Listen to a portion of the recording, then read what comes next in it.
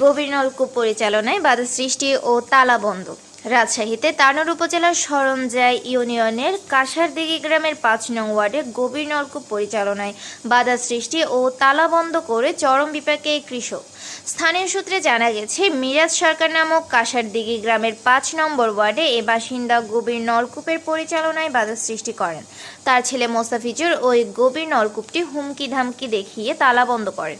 এ বিষয়ে আরও জানা, অন্যথায় কৃষক অবাধি ফসলে জমি নিয়ে চরম বিপাকে কৃষকেরা। গভীর নলকূপের ব্যাপারে স্থানীয়ভাবে কৃষকদের নিয়ে সমালোচনায় ইস্তমাত্রা আখির পক্ষে সকলে কৃষকরা কথা সমর্থন দিয়েছেন। বৈধতামূলক বরেন্দ্র কর্তৃপক্ষ কর্তৃক প্রকাশিত গভীর নলকূপ পরিচালনায় দায়িত্ব পান মোসাম্মদ ইসমতারা আখি।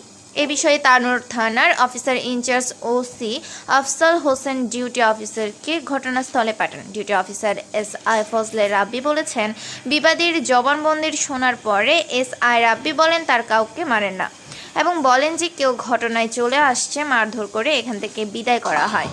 রাকিবুল ইসলাম মিঠু, ডাক বাংলা টিভি, রাজশাহী।